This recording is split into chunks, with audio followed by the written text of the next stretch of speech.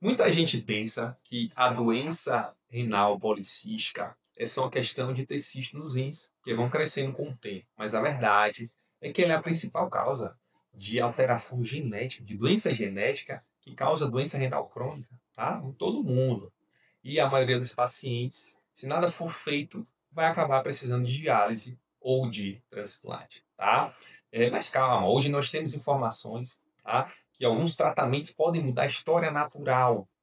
O problema é que muitas vezes existe uma inércia do paciente, do médico também, tá? Em relação ao tratamento da doença renal policística. Tá? Isso pode causar caro, pode significar perda de função renal ao longo dos anos, que é muito precioso para os pacientes. Tá? Aqui é o canal RenTube, eu sou o médico André Bastos, médico nefrologista, e aqui a gente fala de saúde renal e algumas doenças relacionadas ao aparelho urinário. Um primeiro ponto que eu queria conversar com vocês é sobre a pressão arterial. Parece básico, mas não é. Em pacientes que têm doença renal policística, principalmente em jovens, com função renal ainda preservada, a gente sabe que precisamos ter metas ousadas de controle da pressão, abaixo de 12/8, de 11/75, de preferência usando medicações que inibam o sistema renina, angiotensina, aldosterona. Naltril, captopril se usa muito mais, mas a gente tem o losartana, candesartana, são medicações desse grupo de drogas que podem retardar a progressão. A gente sabe que pessoas que têm hipertensão têm muito mais chance de haver um aumento do volume dos rins. Os cistos crescem mais rápido e isso significa perda de função renal. Então, controlar a hipertensão de forma rigorosa, criteriosa, é muito importante para quem tem doença renal policística. E um outro fator, certo, que é muito importante também é a restrição, é o controle da ingestão de sal. Precisa ser real, menos de 2 gramas de sódio por dia. Tá? Estudos mostraram que quem consome muito sal perde a função renal mais rápido. É como jogar gasolina no fogo da progressão da doença renal. Tá? Um terceiro fator super importante, que antigamente a gente até recomendava mais, mas hoje a gente continua recomendando, porém um pouco mais de critério, é a ingestão de líquido. A gente sabe que beber mais de 3 litros de água por dia tem um potencial de suprimir um hormônio chamado vasopressina, que é um grande vilão, porque ele estimula o crescimento dos cistos. Tá? E quando você bebe água, você bloqueia, você reduz a secreção, teoricamente, desse hormônio e poderia contribuir com uma redução menor dos cistos. Tá? Os estudos recentes acabaram mostrando que essa redução não é tão importante como a gente imaginava. A gente mandava o paciente beber muita água. E hoje a gente continua mandando ele beber água, tá? Porque hidratar é super importante, não só para o rim, para outros órgãos. Ajuda a reduzir a chance de pedra nos rins, principalmente já que tem cisto, né? Em que a movimentação da urina ali no aparelho urinário é prejudicada e isso reduz também a chance de litíase urinária, tá? Então, beber água é importante, controlar o sódio é importante, controlar a pressão arterial também é super importante. Mas uma das coisas que realmente mudou o jogo, tá, foi o uso de algumas medicações, tá, como o Tolvaptan, né, um medicamento que atua bloqueando o receptor dessa vasopressina, desse hormônio que eu falei há pouco, que a gente achava que beber água bloquear, mas o Tolvaptan, ele bloqueia esse receptor e já foi testado em grandes estudos, certo? Esses estudos mostraram que ele reduziu quase pela metade a velocidade do crescimento dos cistos e ainda retardou a perda de função renal, certo? Já que é justamente os cistos crescendo nesse rim que faz com que haja destruição da arquitetura normal e perda da função renal, certo?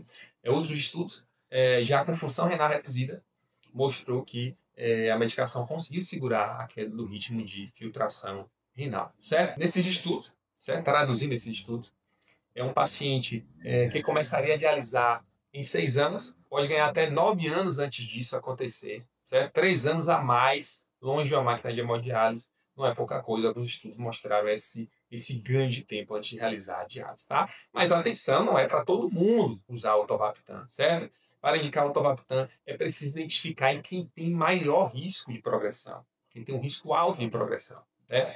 Aí que a gente entra a classificação da Mayo Clinic, tá? Com base no volume dos rins.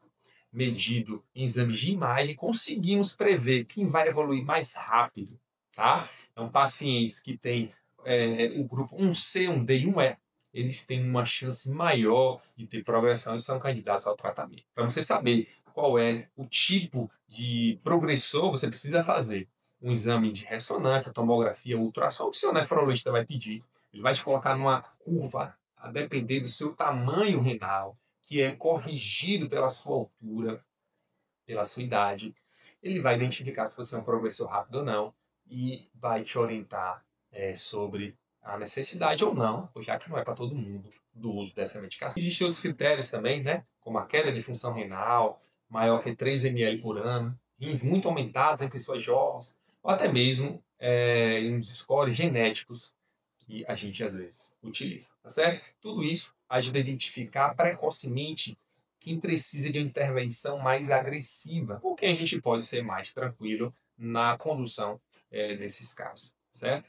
E aqui eu volto à palavra que eu falei no início, a inércia. Não dá para ver o rim crescendo, a função renal caindo e ficar só acompanhando sem agir, certo? Cada consulta é uma decisão, pode custar um pedacinho da função renal, certo? Que não volta mais de pedacinho em pedacinho. Isso pode fazer falta lá na frente, certo? Claro, o tovaptan tem seus desafios, pode causar muita sede, aumento da frequência urinária, exige monitoramento do fígado, pode causar alguma inflamação hepática, certo? Mas quando bem indicado, quando bem acompanhado, pode ajudar no tratamento da doença renal crônica, certo? Existem, claro, outros cuidados, como manter o peso saudável, praticar atividade física, controlar açúcar no sangue, tá? Principalmente se a pessoa for diabética, evitar o uso de medicamentos que prejudiquem os rins, tudo isso para proteger a função renal de outros agravantes, além do crescimento do cisto, tá certo? O recado final é simples, mas forte. A doença renal policística não precisa seguir o mesmo roteiro de sempre. Hoje sabemos como identificar quem está em risco, como agir mais cedo e como ganhar tempo. O que não podemos é cair na armadilha de ficar lá esperando ver o que vai acontecer, sem tomar muita atitude, sem tomar muita medida. Tá certo?